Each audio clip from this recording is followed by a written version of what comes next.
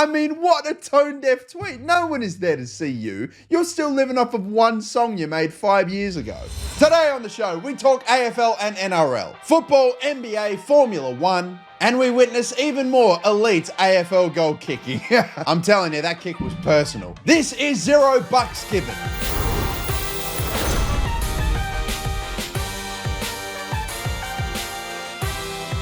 And starting things off with the AFL, the Nam Football Club has suffered its first loss this season. Don't worry though, technically the Melbourne Football Club still hasn't lost a game this year. Freo just turned it on. I mean, they were 10-0 before this game, and they lost their streak by conceding 10 goals in a row. To be fair to Melbourne, they have a lot of big players out currently, injured, not playing. You know, for example, like Christian Petrarca, he didn't play the other day.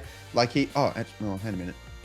Oh, you got 10 touches, okay. We also had a bit of controversy in the Sydney-Richmond game. Should Richmond have had a free kick in 50? And look, I know people don't want to hear it, and I know it's an awful way, a terrible, controversial way to draw a game of footy, but Richmond, by the letter of the law, should have had a 50. Would have been an absolute stitch-up for the Swans. I mean, hell, even the camera crews were running onto the ground, but by the letter of the law, they should have had it. Anyway, Mason Cox had himself a game, and 80+ thousand at the MCG as well. Brilliant to see. I said that if Carlton and Collingwood got less than 70k, the AFL had a crisis. They avoided it. Good to see. Looks like Tasmania is also going to go all out. They're sick of not having an AFL club. They're chucking $150 million at it. Oh, and also, by the way, shout out to the Western Bulldogs, who set an AFL equal record of 16 individual goal kickers in one game. That's mental. West Coast Eagles breaking all the records this season, just not the ones that they won. Moving on to the NRL first, let's talk about it. State of Origin selections, they are in. We have got our Maroons and we've got our Blues for game one. And of course, like every single year, the conspiracy theory started to come out. No, there is no big conspiracy against your club just because one of your players didn't get picked. We saw the Broncos come back and actually get a huge win in what was going to be a very interesting game nonetheless, with the whole Payne Haas requesting to be released from the Broncos. I mean, he got booed basically all game. By the way, how's this? Tamari Martin getting an assist for a try for himself. The Kiwis can pull off some mad stuff in rugby, can't they? And look, can someone explain to me, yeah, I can kind of see how Ben Hunt is leading, but is he really the best player in the entire NRL? I mean, but obviously respect to Ben Hunt because he's playing great this season, but like, my lord, that cannot be right. We had a huge weekend in football, basically a little wrap-up of football for the next couple of months, or at least club football. Real Madrid won the Champions League. Vinicius Jr. scoring the only goal of the game. I got to be honest with you, the last Champions League finals in the last 4 or 5 years, they've been dead, man. But hey, it was still a fairly exciting game. Courtois kept it from being like a 5-1 Liverpool win. Man of the match performance by far. But the Ballon d'Or is going to Karim Benzema. I mean, why are we even having a ceremony? Why are they going to make us wait 2 hours? They're going to have a big show and dance just to give it to the guy. Just give it to him now.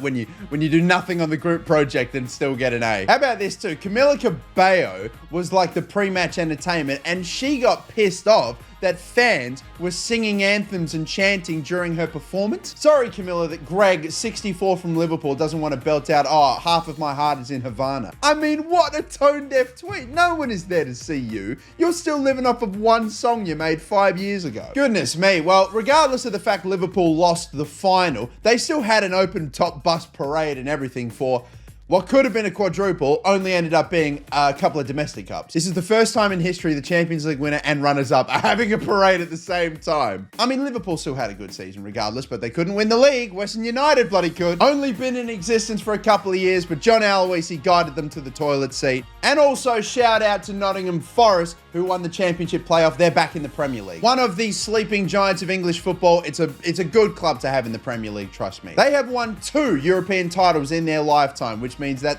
they've won 2 more than Man City, Tottenham and Arsenal have. Clubs relegated from the Prem. Huddersfield, Watford, Norwich, Burnley. Clubs promoted. Newcastle, Villa, Leeds. Nature is healing.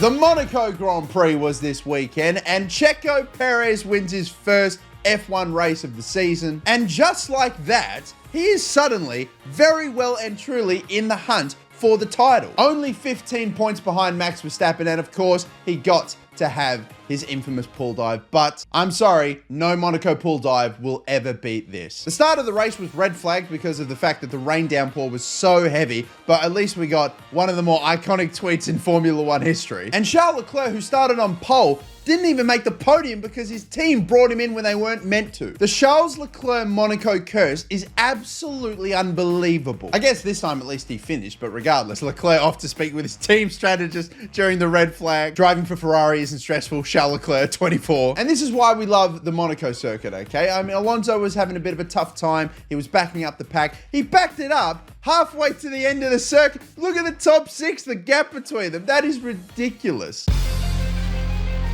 And finally, we'll talk about the NBA. We have an NBA Finals. It is going to be the Warriors taking on the Celtics. Shout out to Jimmy Butler, though, who put everything on the line. This stat line across a 7-game series is absolutely like Jordan-esque. It's ridiculous. We had big controversy in the game, though. This Heat 3 was waved out of bounds, and for me, I just don't know. It's so close. His shadow's touching the line. I don't think that counts, though. But regardless, it is going to be the Warriors and the Celtics. And the last time these two were in the NBA Finals, it was Bill Russell versus Wilt Chamberlain. That's how long you have to go back. Although, yes, you have to admit, that does look a hell of a lot like Otto Porter. I wonder how Kyrie and KD feel right now. Kyrie left Boston, KD left Golden State, and now they're both in the finals. That is some sheer poetic justice. Unfortunately, though, Mike Breen missed calling the Game 7 between the Heat and the Celtics with COVID, so I pray he comes back. Mike Breen's bang hit so hard in the finals. Mike Breen, way off. Won't go. Yeah, no, he's got the best calls, man. Also, shout out to Udonis Haslem, who's like 49 years old, played 0 minutes, and he's acting like, oh man, I cost my team the game. What did I do? Udonis Haslem tonight, 0 points with 13,000 claps. Gave it his all. Anyway, let's give out the Legend of the Week, ladies and gentlemen. You know the drill. I ask you all for a Legend of the Week nomination on Twitter. Let's see who you had to say. We've got Don Carlo for winning his 4th Champions League title. We've got Steve Cooper for getting Nottingham Forest up. Yoss the Boss Butler, yeah, century in the IPL to send his team up to the next round. Ericsson for winning the Indy 500. Yeah, one of the underrated races in sport, you know, like it's part of the Triple Crown. Crazy to think he couldn't really get it to go in Formula One, but he just rocks over to Indy and then just wins the biggest race of them all. Just quietly, why are they drinking milk? Like, it's a 30-degree day. It's disgusting. And Liam Hunt says, Vinicius Jr., I mean, let's be real. Come on, the man just scored the winning goal in a Champions League final. Take a look at this too, by the way. This was mad. This was Vinicius Jr. giving Jurgen Klopp of Liverpool a high five, and then, let me just fast forward this a little bit. He goes up the other end, 30 seconds later, and scores the winning goal. As if scoring the winning goal wasn't crazy enough. That is insane. I'm giving Vinicius Jr. Legend of the Week for this week. Once again, plenty to look forward to this weekend. We finally got a UFC feature event, which has been a while. That and plenty more. Join me again next week. Until next time, hope you all have a good one. Catch you later, and bye-bye.